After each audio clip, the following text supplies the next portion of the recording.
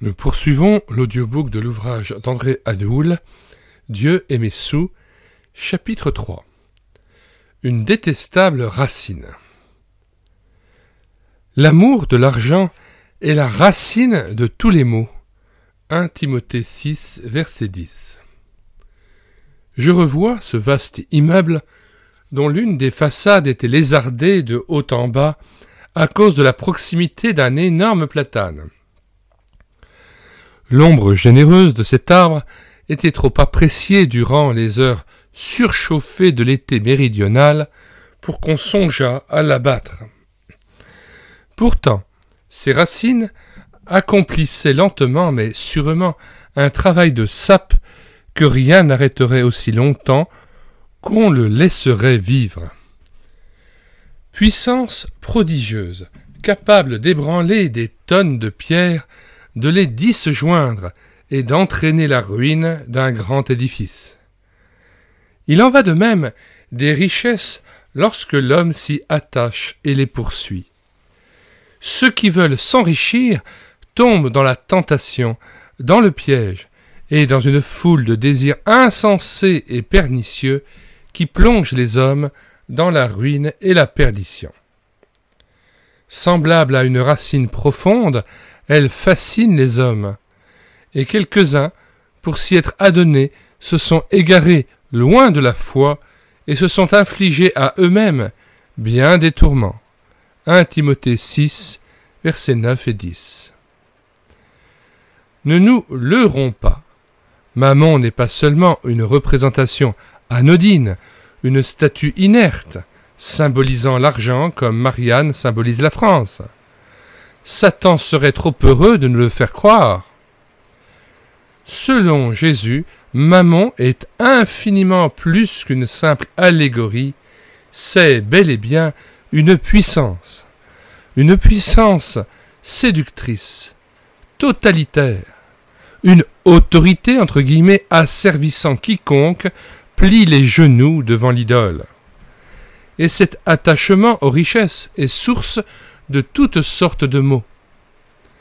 Y a-t-il un problème douloureux dans la vie d'un individu, dans l'Église ou la société? Ne cherchez pas plus loin. Grattez un peu et vous découvrirez aisément sa racine. Elle est presque toujours la même, l'argent.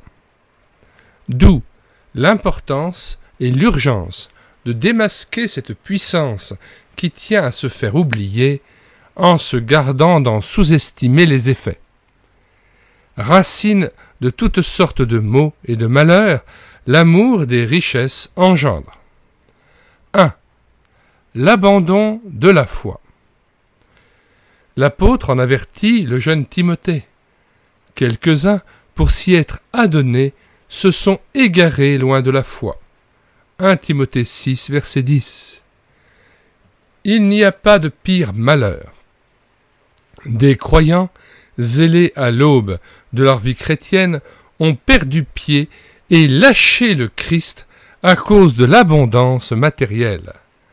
Démas était certainement de leur nombre. 1 Timothée 4, 9. Quoi qu'il en soit, la plupart des richesses étouffent la parole et la rend infructueuse. Marc 4, 19. Nous lisons donc une partie de la parabole du semeur expliquée par Christ aux disciples, Marc 4, dès le verset 18. D'autres reçoivent la semence parmi les épines. Ce sont ceux qui entendent la parole, mais en qui les soucis du siècle, la séduction des richesses et l'invasion des autres convoitises étouffent la parole et la rendent infructueuse. Cette explication correspond au verset 7 de la parabole du semeur. Une autre partie tomba parmi les épines montèrent et l'étouffèrent, et elle ne donna point de fruits. Fin de citation et retour au texte. Racine de toutes sortes de maux et de malheurs, l'amour des richesses engendre. 2. Le mensonge. Ce fut le cas chez Ananias et Saphira. Ce couple généreux, et oui, mentit délibérément à Pierre, à l'Église et au Saint-Esprit pour avoir retenu une partie du prix d'un champ qu'il prétendait avoir tout entier consacré au Seigneur. Acte 5, verset 3. Aujourd'hui encore, l'homme use volontiers du mensonge pour vendre plus aisément et à meilleur compte une maison, une voiture, un objet, ou pour obtenir une faveur ou une allocation. 3. Les disputes, les guerres et les affrontements de tous ordres. L'amour des richesses sème la zizanie partout, même parmi les plus unis. Exploité par Laban, son beau-père, Jacob ruse pour récupérer ce dont il a été frustré. Résultat, père, frère, sœur et gendre se brouillent jusqu'à s'engager à ne plus se revoir. Genèse 31, verset 52. Racine de toutes sortes de maux et de malheurs, l'amour des richesses engendre 4. Les fraudes et le vol. Avide d'argent, Judas, le trésorier des 12, puise dans la caisse commune. Il s'indigne de voir Marie gaspiller, entre guillemets, aux pieds de Jésus un parfum de grand prix, représentant le salaire d'une année, une somme volatilisée dont il ne pourra détourner la moindre pite. Jean, chapitre 12, versets 5 et 6. Hélas, que de gens fraudent le fisc et se révèlent malhonnêtes en affaires. 5. Le reniement et les trahisons. Judas n'a-t-il pas livré Jésus pour 30 pièces d'argent? Au cours des siècles et en temps de persécution, des croyants ont vendu leurs frères, dont la tête était mise à prix, afin d'empocher la somme promise. C'est tragique. 6. Racine de toutes sortes de maux et de malheurs, l'amour des richesses engendre la prostitution et la débauche. Il n'y aurait ni souteneur ni proxénète s'ils n'étaient assurés de tirer profit de leur abominable besogne. Proverbe 5, verset 10. 7. L'astrologie et la divination. Les diseuses de bonne aventure pullulent simplement parce qu'il y a de l'argent à gagner. On en compte plus de 20 000 à Paris. 8. Le commerce honteux des stupéfiants, qui font de terribles ravages parmi la jeunesse, s'opère à l'échelle mondiale pour la seule raison qu'ils rapportent gros. 9. L'exploitation de l'homme, la lutte des classes, les pots de vin entre guillemets, ont pour mobile l'amour de l'argent.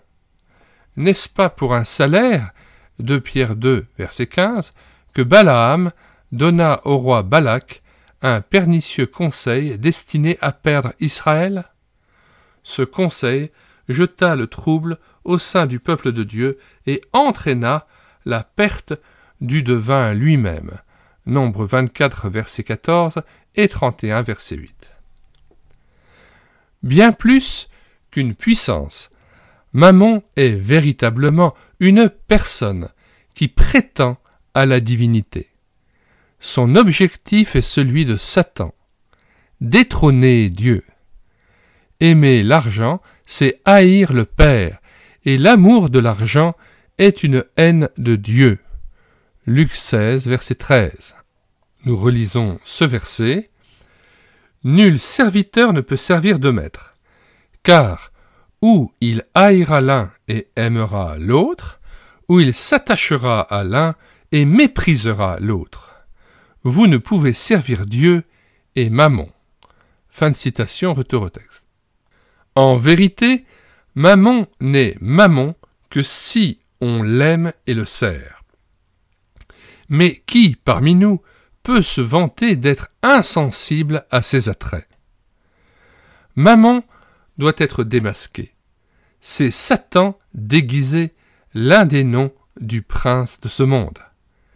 Et tout sujet de ce prince, l'homme irrégénéré, est naturellement attaché aux richesses, même s'il s'en défend et se montre généreux.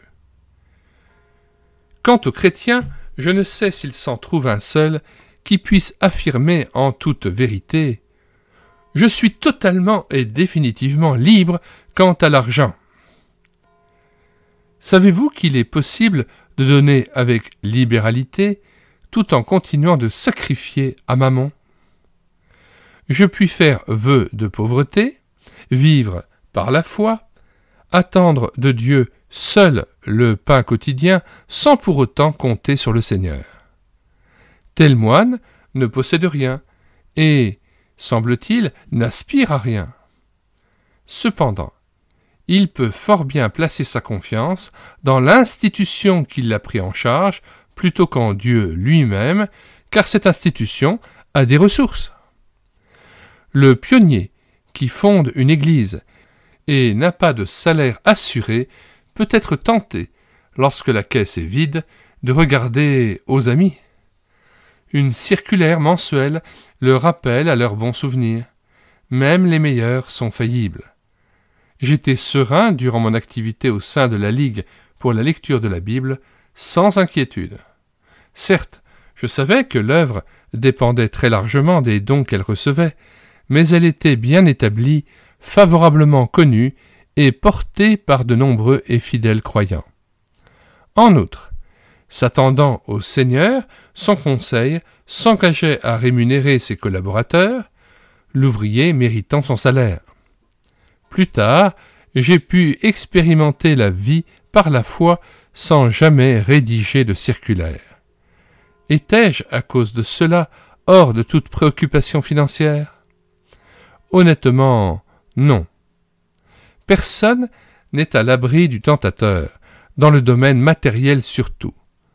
Le lion rôde, entre guillemets, aussi dois-je veiller, sans relâche, pour démasquer l'adversaire et lui résister avec une foi ferme. 1 Pierre 5, verset 9. Satan est trop puissant pour que j'extirpe moi-même cette mauvaise racine. Et les appels à la générosité ne suffiront pas à me libérer de l'emprise des richesses. L'action purificatrice de Dieu est nécessaire. Je veux la réclamer. La délivrance aura lieu si je consens à passer par le jugement du Seigneur. Je me garderai d'admirer mes largesses et de considérer l'importance de mes offrandes pour me croire affranchi de Mammon. Non, je plaiderai coupable en découvrant la place que tient l'argent dans ma vie. Certes, Dieu ne me demande pas de vendre tout ce que je possède pour le donner aux pauvres. Cela ne me libérerait pas pour autant de l'amour des richesses. Mais il attend ma reddition pour me rendre capable d'y renoncer. Il m'amènera, si j'y consens, à le laisser posséder ce que jusque-là j'ai appelé mon argent, mon avoir, mon patrimoine. Toute richesse qui n'est pas reçue tel un don du Créateur et employée comme propriété du Seigneur est vaine et dangereuse. En me révélant cet esclavage si longtemps ignoré, Dieu poursuit mon bien. Il veut, plus que quiconque, mon bonheur et ma liberté. La vraie richesse, c'est lui, et lui seul. Il sera ma sécurité, mon repos, ma joie, si je le choisis pour maître et Seigneur. Dieu ou Mammon, il n'y a pas d'autre alternative.